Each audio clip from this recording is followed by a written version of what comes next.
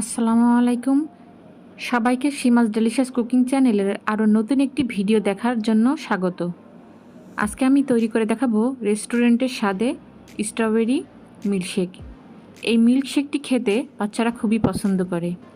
গরমের দিনে রোজা রেখে দেহের ক্লান্তি দূর করতে আর শরীর মনে শান্তি এনে দিতে এই মিল্কশেকটির জুড়ি নেই। ফ্রেশ স্ট্রবেরি দিয়ে ঘরে তৈরি করা এই মিল্কশেকটি খেতে যে কতটা ইয়ামি হতে পারে সেটা আসলে যখন আপনারা তৈরি করবেন তখন নিজেরাই বুঝতে পারবেন। আশা করছি আজকের রেসিপিটা সবার খুব ভালো লাগবে। তো ভালো লাগলে অবশ্যই লাইক কমেন্ট শেয়ার করতে ভুলবেন না, আর চ্যানেলে নতুন দর্শক হয়ে থাকলে অবশ্যই আমার চ্যানেলটা সাবস্ক্রাইব করবেন। তো চলুন দেখে নিই আজকের ভিডিওটি। তো এর জন্য এখানে আমি নিয়েছি 9 থেকে 10টির মতো ফ্রেশ স্ট্রবেরি, 3 টেবিল চামচ চিনি, আধা কাপ হেভি হুইপ ক্রিম, আর 1 কাপ জাল করে নেওয়া ঠান্ডা লিকুইড দুধ, আর এই রকম 1 কাপ আইসক্রিম, আর লাগবে 1 চামচ বিট লবণ। আমি দুঃখিত, এখানে আমি বিট লবণ দেখাতে পারলাম না, কারণ এই ভিডিওর এই অংশটা আমার স্কিপ হয়ে গেছিল, তাই দেখাতে পারছি না।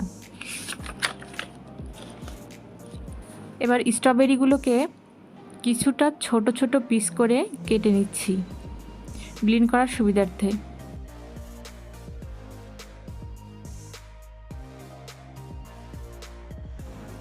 এখন স্ট্রবেরিগুলোকে আমি প্রথমে ব্লেন্ডারের জগে দিয়ে দিচ্ছি, দিয়ে এর মধ্যে আমি দিয়ে দিচ্ছি 1 কাপ দুধের থেকে কিছুটা দুধ। এবার 2 থেকে 3 মিনিট স্ট্রবেরিটাকে খুব ভালো করে ব্লেন্ড করে নিচ্ছি। 2 থেকে 3 মিনিট পর এর মধ্যে অ্যাড করছি 3 টেবিল চামচ চিনি, বিট লবণ, বাকি দুধটা,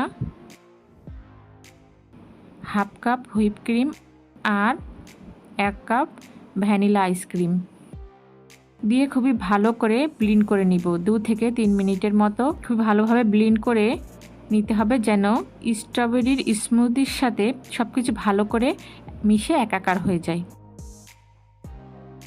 আমি আপনাদের এবার গ্লাসে ঢেলে একটু ঘনত্বটা দেখিয়ে দিচ্ছি। এর থেকে পাতলা করার যায় তো সেক্ষেত্রে আপনারা এর মধ্যে আরও 1 থেকে হাফ কাপের মতো তরল দুধ দিয়ে দিতে পারেন। তবে রেস্টুরেন্টের তৈরি মিল্কশেকের ঘনত্বটা ঠিক এই রকমই হয়।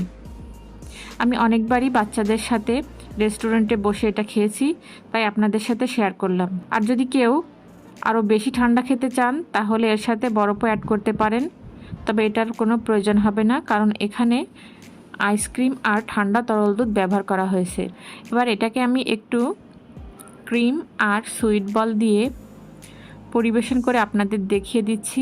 এখানে আমার মোট 2.5 গ্লাসের মতো মিল্কশেক হয়েছে। আপনারা লোক সংখ্যা বুঝে পরিমাণটা কমিয়ে বা বাড়িয়ে নেবেন।